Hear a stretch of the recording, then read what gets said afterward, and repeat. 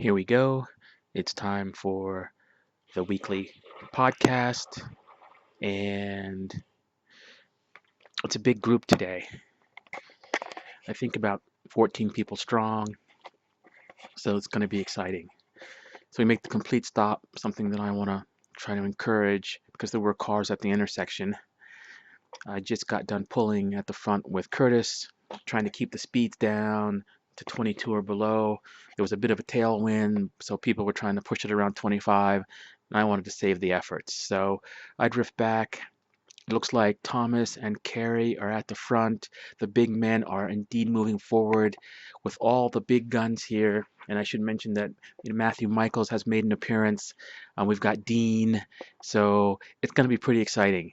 So we see Carrie up front looking around, looking to make something happen. We see like Joel and Isla. Isla's in a good position, sheltered not because the wind is actually coming from the southeast, so it's not the best position, but hopefully she's found some shelter. So during that brief moment, Carrie has made an attack off the front, and for some reason, Thomas and Curtis and Tony don't seem to take notice to this. Now, this could be uh, a statement being made that he wants to assume himself to be the big man or to make up for the week where he wasn't feeling good. But with Matthew Michaels back here and Thomas and Tony and Curtis and Greg and even myself, there's no reason for things to go.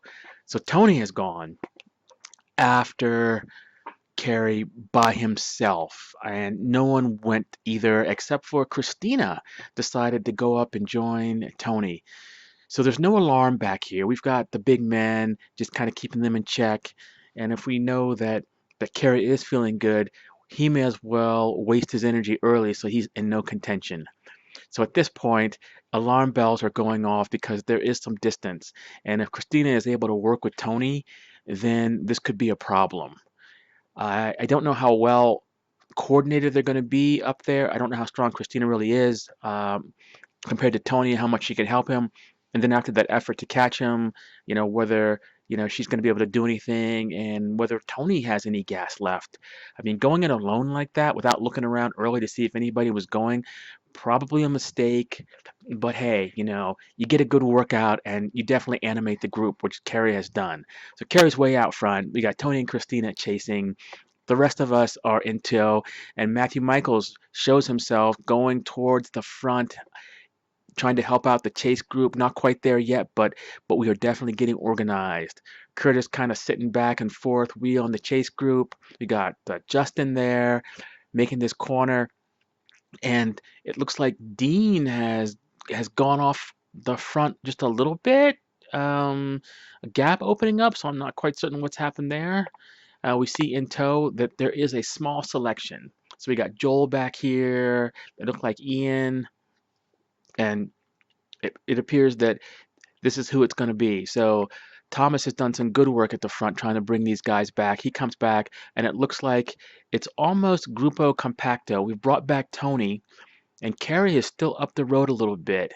And now the big engines come forth. The legend, Matthew Michaels, goes to the front, and it's going to be pretty much game over for Carrie at this point. Um, Really, you don't want to anger the silverback because nothing good is going to come of it. And the rest of us are content to just ride the wheel until Carrie has brought back into submission and assumes his rightful place after that challenge for authority there. So Carrie has been brought back into the fold, still feeling pretty strong. Looks like Joel's coming up into the wind a little bit on the windward side, not wanting to miss out on any of the action in case somebody attacks. Looks like Tony has fallen back behind me. Ian, surprisingly, is still there. It looks like Thomas is still back, and we have Mike Wida also hanging in. So it looks like I'm in a really good position because the wind is actually coming from the southeast, and so I'm getting a little bit of shelter. So Ian and those guys that are out there in the wind, um, maybe it's the only choice they had, but well, they shouldn't really actually be out there. So this is like really cool here. We've got two echelons. that have nicely formed. We got Michael Matthews at the front, following in a nice little diagonal, and Dean, and he's a smart guy, has also formed the second echelon. It looks kind of ragged here, but you can see Dean and Dustin and others that are behind, and I'm kind of behind Joel. And I'm going to let Kerry come back into the fold here, get some rest, because, well, having more people in front of you is better, and it's wrong for the big men to be forced to the back. So right there, really good picture of the two echelons.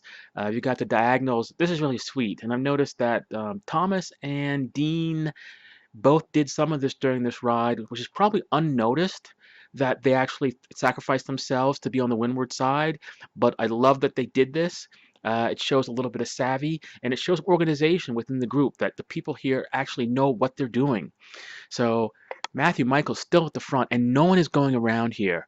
They realize that from past history that he's dangerous all on his own, and to go out front, it's going to take some serious wattage. I mean, with his FTP of in the mid 300s, there's not a lot of people that are going to be able to do anything that he's not going to be able to do. So they're pretty happy to sit there.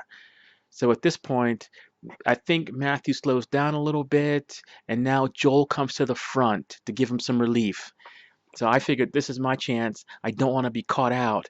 So I'm going to go with the four people and try to make something happen. So definitely Carrie is totally animated, and I'm not certain why Curtis just lets him go. But it looks like it's taking me a little bit of wattage to like pull Carrie back, but I'm not content to sit back and just be one of the bit players here. I need to go to the front, or to be up near the front, so try to put pressure on and make people suffer, because at this point there's only been a handful of people that have been trying to work. So here I am at the front giving some relief. We can see a little bit of an echelon. There's Carrie, there's Curtis, we got Joel, and it looks like, and this is really nice because Thomas has now taken up the mantle and formed the second echelon. So a lot of people don't notice that there's a lot of work being done. Like, well, you're not at the front, how much work can you be doing? But he's definitely throwing down some wattage there, and trying to keep the group together, definitely getting his workout in. So I'm hanging out. It looks like I'm pushing some pretty good wattage, definitely over my FTP. So we're talking like, mid 200s, to upper 200s, maybe a 3 or so in there.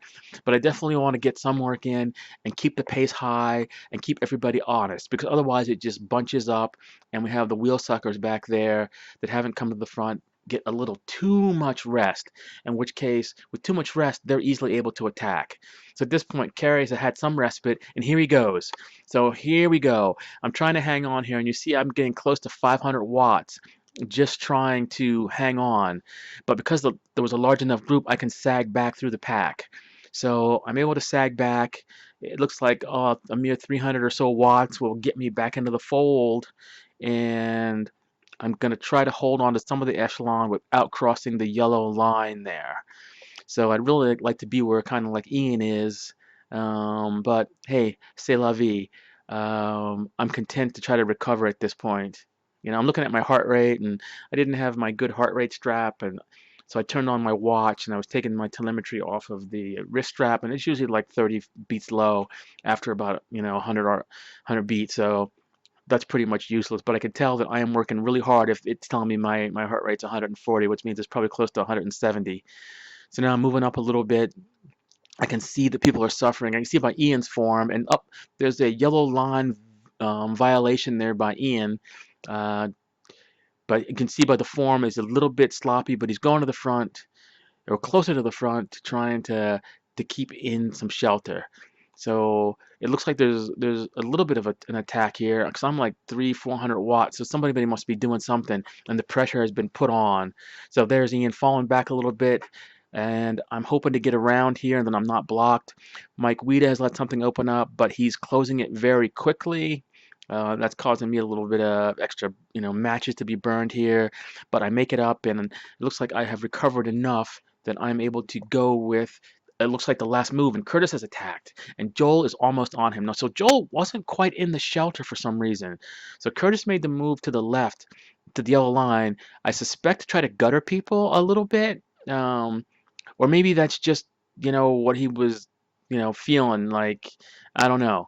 But anyway, people are guttered here, and it looks like the four of us have actually this is the final selection. Christina looking really strong. I think her second week here, and Curtis is pushing. I don't know what, but I'm at 400 watts at this point. I make my last little push to try to like get something. We can see that in the back, even Tony, Matthew Michaels, all the big men were left behind, and Thomas is able to bridge. But pretty much the contest was over. Nice job by Curtis. Joel hung in there very nicely, and Christina making a name for herself. Apparently, a rider from the CSU squad. She'll be one to look out for in the local races. So a good time was had by all. Here comes Tony, who had gotten boxed in, or thought Matthew Michaels was going to be the wheel to follow. Apparently, he was not, but I'm not quite certain why he didn't follow Thomas up, except for maybe Thomas's acceleration was a little too hard. Anyway, so that's fun. Thanks, everybody. Until next week, we will see you again.